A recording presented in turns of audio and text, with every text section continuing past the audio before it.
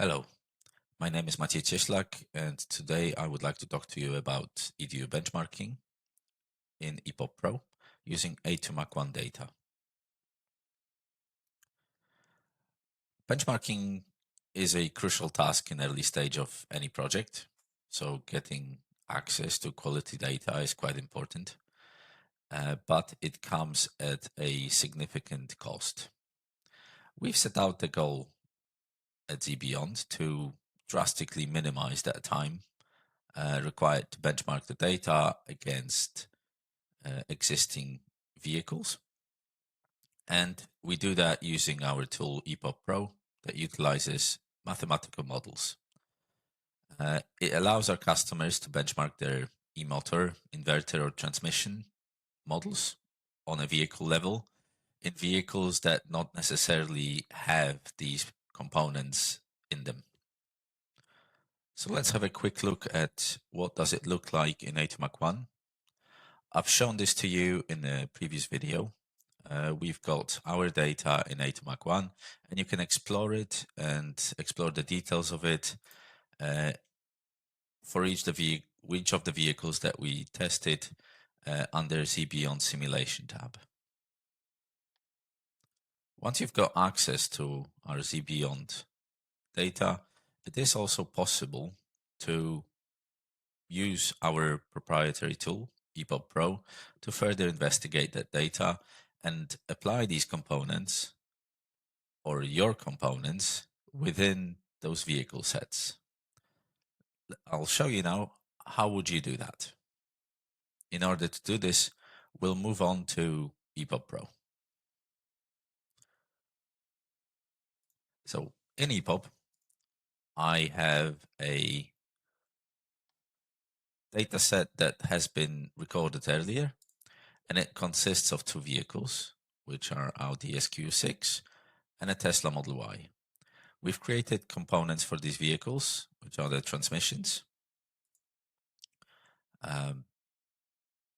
motors. Audi has two motors, front and rear. Tesla has just a rear motor, and inverters. All these parts you're able to investigate within ePOP Pro individually. The power of ePOP is that you can then go into study configuration and create a fully new architecture out of the list that's available to you on this screen. And then using list of component inclusions, you can calculate all the possibilities of matching all these components together. I've decided for this particular case to limit this example to only 336 possibilities. And out of those, we only have 40 successful combinations. The success rate is based on the filters that you set. As you can see, I've limited it to achieve a vehicle that will achieve between 190 and 250 kph. And the wheel torque will be between 5,000 and 5,500 Newton meters. Having set up the study case, you then go on into the Run Study tab and follow on with running the study.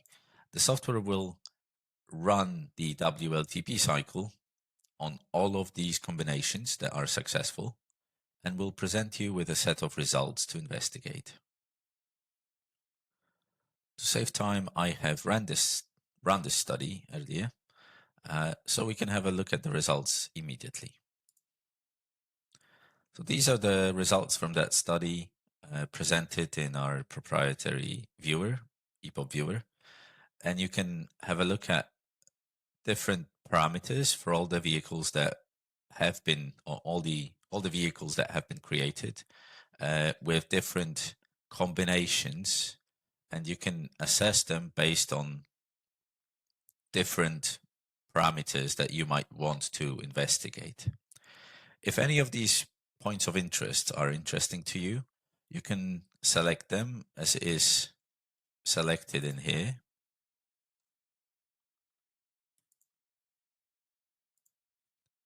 And you can go and further investigate them in the point of interest tab, where you will be able to see both the specification, residency plots for all these vehicles that will include motors, inverters, and transmissions, or you can look at them individually for each of those points of interest.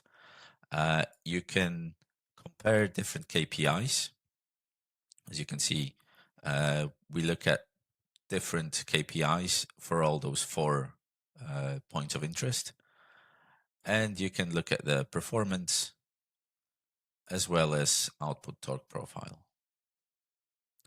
All of this is fully customizable, and based on that, you can choose or investigate how your own models would behave with components or vehicles that don't have them installed. If you have any further questions or would like to know how you could benchmark your own e-motors, inverters, or transmissions against the data that we have tested, please contact us at zbeyond.com or write to us at hello@zbeyond.com. Thank you very much.